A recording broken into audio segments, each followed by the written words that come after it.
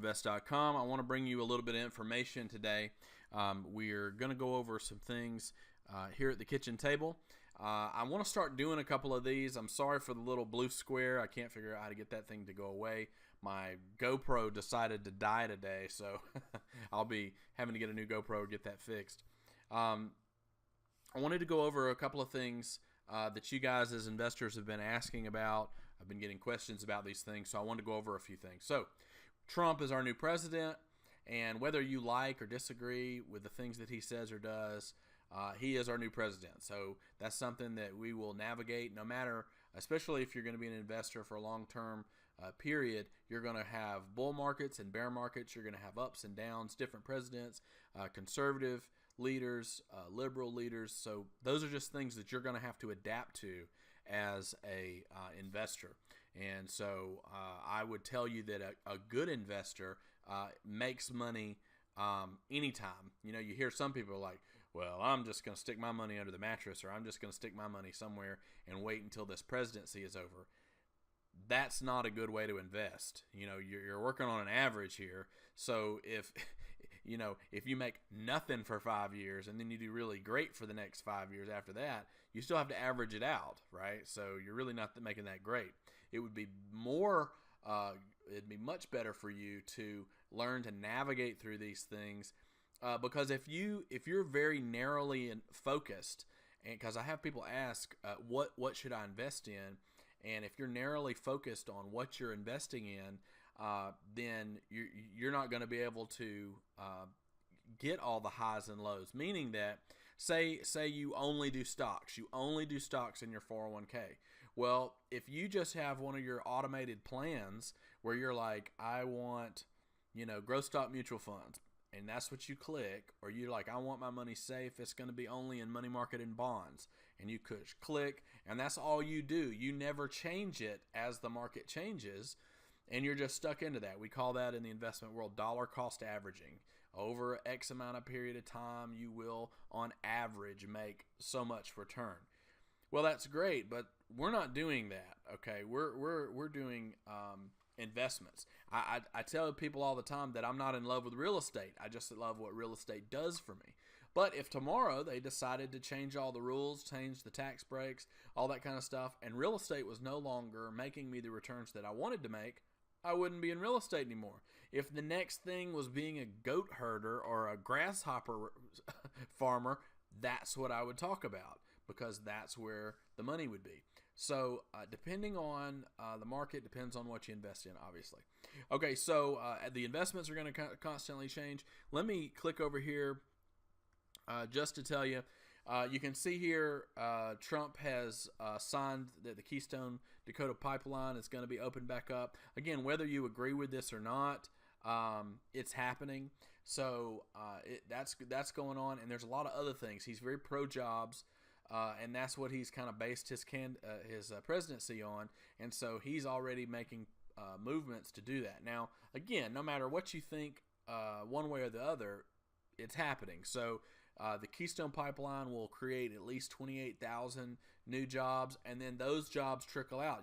As those workers need lunch, they then go to a restaurant and they pay their money to the restaurant, and the restaurant says thank you, and then that restaurant takes that money, and not only do they pay tax off of that money for sales tax and things, they then pay their servers, and their servers go home and they go to Walmart and they buy a gallon of milk, and they pay tax on the milk. And so you get some more taxes, and then they take that milk home, right? There's a process, and all these people get blessed, so they buy that milk. Well, the dairy farmer says, hey, we need more milk, so the dairy farmer has to produce. Walmart wants them to produce more milk, so they produce more milk. So they're like, hey, we need more cows, so they got to buy more cows, right? So there's a process that when there are these bubbles that are created where there's new jobs, it goes into a lot of different industries, not just the specific industry. Just because we're just talking about the Keystone Pipeline, and I went off and I'm talking about a dairy farmer. Well, that's because the dairy farmer is affected. So that's how investments work. If you say, I bought this pen right here, well, there's a lot of manufacturing that goes into building the equipment that builds the pens. The iron ore and the steel that was created from the dirt and raw land to make the steel that then made the factory, that then made the robotics, that then made this pen, right? So there's this long list of things that go into that. I'm going to be kind of shooting around here today a little bit, but I just want to do these kind of updates on at my kitchen table, like we were sitting here as friends discussing. Just things that I think that a lot of people don't get to think about as they go through their daily jobs. All right, so another one is taxes. I had a friend last week tell me that they didn't understand why their tax broker, their tax preparer, was not helping them get more taxes, more discounts, more tax write-offs. Well, the reality is that guy is probably not paid to do that. See, there's a difference. So you might have a guy or a gal that has a tax preparing business, but they are not proactive in trying to reduce your taxes. Most of those people, and I say most, what they are actually doing is they're really more of a bookkeeper. You told them these were my expenses, this was my income, and they go to your tax sheet and they just put it in. They say, oh, this is how much they paid for expenses. This is how much they said they brought in. Print, and that does their taxes. All they're doing is filing it electronically with TurboTax or something. You know, they're not actively saying, how can I save taxes for Mr. Jones, right? That's not what their goal is. Now, a lot of people are like, well, I got my taxes done for $50. I got my taxes done for $75. If you are genuinely trying to run a business and you're genuinely trying to make a lot of money, specifically, you want to pay for somebody that is going to prepare your taxes. So my taxes cost me more and more money every single year because I'm involved in different real estate deals and different businesses. And so I have a complicated set of tax returns, and it gets more and more complicated each year. And I am more than happy, and you should be too, more than happy to pay $1,000, $1,500, $2,000 for my taxes to be done. Why? Because they save me thousands. I talk to people on a daily basis that pay $30,000 and $40,000, $50,000 of their personal income to taxes when they don't have to. Now, I'm not saying don't be a good steward. I'm not saying don't give to Caesar what is Caesar. I'm not saying that. If you look at my video on tax avoidance and tax evasion, I'm just saying that it is your legal right as a U.S. citizen to try to minimize the amount and impact of your taxes. Okay? Can you decide to go to a different county that has a lower sales tax? Sure. Could you decide to move to Florida or Texas where they have no state income tax? Sure. Is it okay for a municipality that's trying to get a factory or some company that's going to bring jobs to the area? Can they give them a tax break on the real estate or yes, absolutely they can. So it is your legal right. It is not illegal to try to maximize your tax benefits. Okay. And so this person also told me that their tax person told them that they couldn't write their vehicle off. Now, this is the only vehicle they drive, and it's used about half the time for their business. I told her she needed to get a different tax person immediately, okay, because you can. If you go, and I just posted this on my page the other day, but you can go, my hair is going crazy, I need a haircut. And I'm white. It is, I need sunshine. It's winter. We need some sun. Anyway, so you're going to have, as a corporation or an LLC being taxed as a corporation, you can literally write off everything. And I say everything. I don't really mean everything, but you can write off a ton of stuff. Okay, so the difference is here we do as individuals. Individuals say, here's my income, and we're just going to say $100,000. So I made $100,000. Bam, I paid taxes, so 25-30% of that's gone. I've got $70,000 left, and out of that $70,000, I now then have to pay my health insurance, my house, my car, my cell phone, blah, blah, blah, blah, blah, all the way down. That's not what businesses do. If you are a business, please pay attention to this. If you are a business, you get to use the entire amount first, and you pay the government on what is left. So you should be taking that $100,000 worth of sales you made and first paying your vehicle, paying a portion of your home office. If you have, say you have a home office that you say is a 10 by 10 room, and it makes up, just for easy numbers, say 20% of your total space in your house. That office makes up 20%. Well, you can write off 20% of that space, your interest, your wireless internet, your water, your power, all kinds of things. When you get to your car, again, the car or truck, that vehicle, if you're using it for your business, it should be a business vehicle, and you, as a benefit as the employee, get to drive said vehicle. Not, I own this vehicle. You need to let your business own the vehicle so that you can write it off on your taxes. Okay, so then your tires and gas and oil changes and maintenance and brakes and air filters and oil filters and fuel filters and insurance and payment and interest, all that now becomes a tax benefit. What this does is you're only taxed on what's left. So let's say out of that $100,000, you have paid all these expenses like you normally would. Now you only have $30,000 left, and that is what you are then taxed on income-wise. So instead of saying I made $100,000 and I'm now taxed on that full $100,000, this way you're taxed on just $30,000. You got to use that other $70,000 again to reduce your taxable income. And again, this goes into, if you donate to your church, for any nonprofit, those are all tax deductions. Okay. Also, if you give money to your kids, if you give your child $100 a month allowance, some people do that, you need to write that off on your taxes. That's $1,200 a year that you took out of your taxable income and you gifted it to your child. Now you can gift per parent, per grandparent, per child. I believe it's $14,000 per year per parent. So you could actually give your kid, and I'm not saying to do this, but you could actually give your kid $28,000 tax free.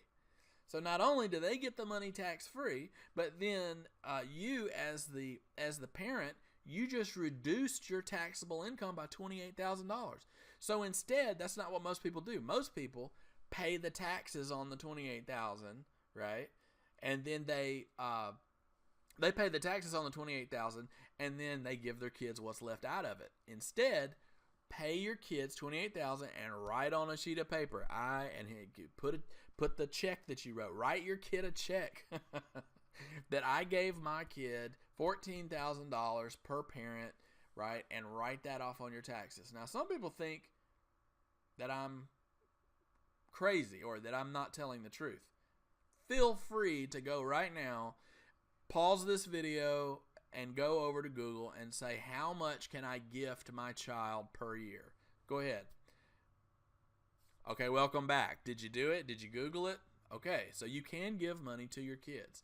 All right, so as you talk to your tax person, I know I'm spending way too much time on this, but there are literally hundreds and hundreds of tax write-offs. If you will think, this is for my business first, and as a benefit of my business pays for my health insurance. My business pays for my car. My business gives me a housing allowance, right? That's the way you want to think of things when you run your business. Not me and my business are the same thing, even if they are. Even if you're basically using your business, if you're basically taking all the money that you get as a small business, which 80% of businesses are small business, and that they're commingling funds and doing all the things that small business do.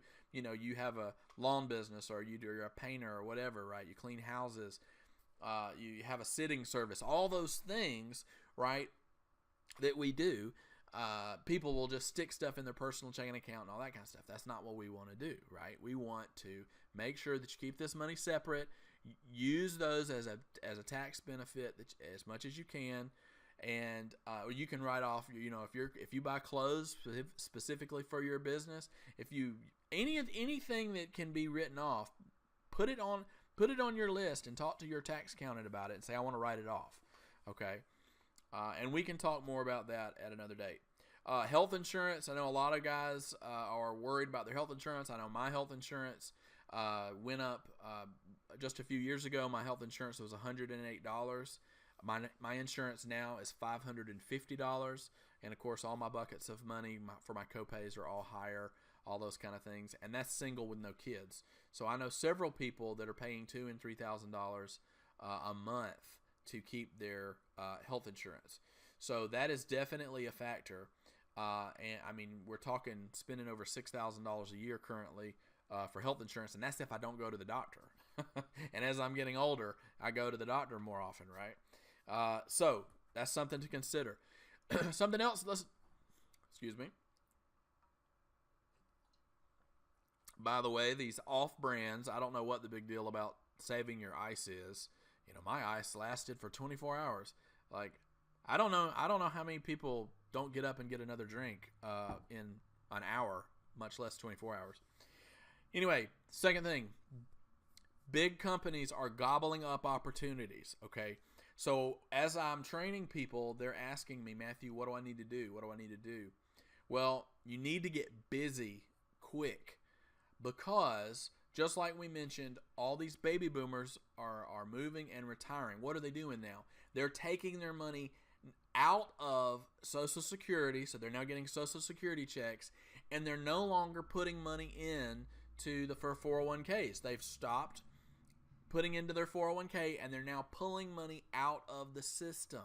So that's less money in the system, okay? Well, what this means is mutual fund companies, that's what's made up of most of your 401k. Those are all mutual fund companies. Those guys are looking for cash flowing businesses, right? Where are we going to put our money? Because we have to make a return to give to our constituents, right? These guys that bought our stock, hey, we went public. Walmart's a public company. Walmart makes a profit, and out of their profit, they pay a dividend, whether it be in stocks or money, to the people that bought Walmart stock, right? You guys understand that. Okay, so they have to make a profit. Okay, so what happens is they're looking for anything that is safe, cash flowing business. Okay. Here's some numbers for you. Half our country is not working. Half our country is on social services, okay? And then a large portion of our employees, in fact, I would argue that if you looked in your state, the majority of employment was actually government work. So it was either county, city, government, or military, and those guys do not produce money, okay? Now, a lot of people get upset about this, but that's just the truth. So if you have half the country not working, and then you have the biggest employers in each state are the government, local, city, government, and military, then they are actually getting all the tax money from people that are owning businesses, okay? So we, the business owners, are the ones that pay the taxes. 48% of all the taxes in the country are paid by corporations. So I know people get on board and be like, oh, those evil corporations, but they pay nearly half of all the taxes in the country. So this is how our system is set up, and people that argue otherwise just don't know what they're talking about. Okay, so these businesses have to profit. What are they doing? They are actively finding cash flowing things. What are those? Assisted living, nursing home, adult daycare, medical. Remember, what did we say? We got a large portion, 10,000 baby boomers retiring every day, right? Those people are using those services. What else? Funeral homes. We have a large portion of the country that makes less than $25,000 a year.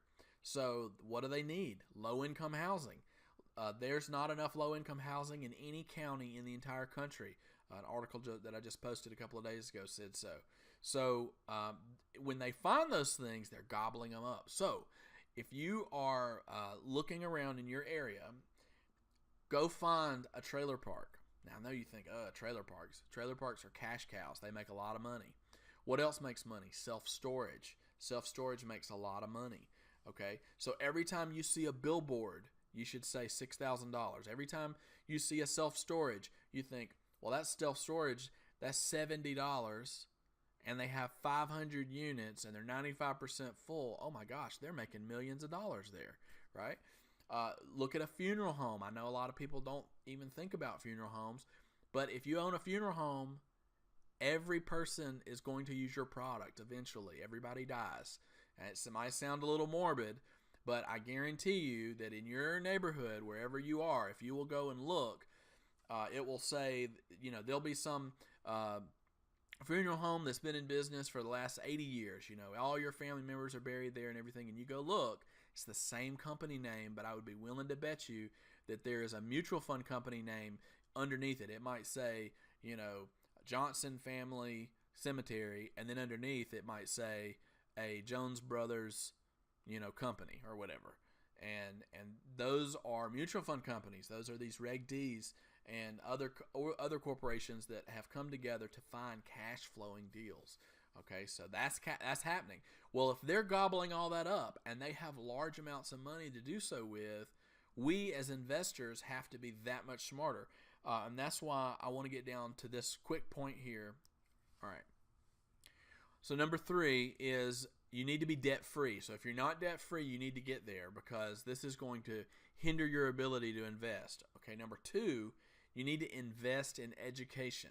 So people ask all the time, what do I need to be investing in? And I just mentioned a lot of different types of businesses. Each of those have their own nuances. And remember, I said if you're locked in to a 401k or 403b or any type of mutual fund where you've just checked, oh, I want moderate returns, or I want to be in a money market or a large growth, or a whatever, growth stock mutual fund, and you're locked in, and then you're not going to be able to see the rise and falls. You're not going to be able to move around and get your best returns. Okay, so that's going to come with education. Again, if I am keeping my eye on the ball and I see that real estate is the place to be, that's where I am. But what if in 2 years the market changes? I have to be able to change with it. Okay, and if you look at what's happening to Walmart right now. Walmart has been one of the most successful corporations in the country for the last 30, 40 years, right? Sam Walton's family. But Amazon has come along and is kicking their tail, okay? So Amazon changed technology, changed the way they do things, and now, I do too. I buy stuff on Amazon all the time, and it's very, very convenient, and it's going to continue to do so. All right. The last thing we have is we have lots of deals that need funding. So we have opportunities all over the place, from flips to self-storage to assisted living, nursing home. We have long-term rental income. We have a lot of things rolling. And if you want to be a part of those things, there's a couple of ways you can do it. One, you can be one of my mentor students. You can join the team. Again, that's on MorrowInvest.com. I'll have the link down here below. You can join the team, and we will actually be 50-50 partners in those deals, whether you bring money to the table or whether you're the one that finds the deal. We will get paid as a team that way. Number 2, if you just you don't know that you want to spend $2,000 and do that, but you do want to see the type deals we're doing, you can join up to our family forum, which is our kitchen table style discussions, where I post all the pictures and the different things that we're doing as an investment team to try to find new deals, how we're buying them, what we're doing with them, what our market research is, and we're putting all that out. That's in our family forum, and you can sign up for that as well. That's only $1 a day, so that's $30 a month. I think that is a great value. I wish that I had had a platform like that, 15 years ago when I started all this. It would have been very, very, very, very good for me. So, guys, I hope you're encouraged. If you have any questions, please feel free to email me or comment. I hope you'll share the information, and I hope you guys have a blessed day.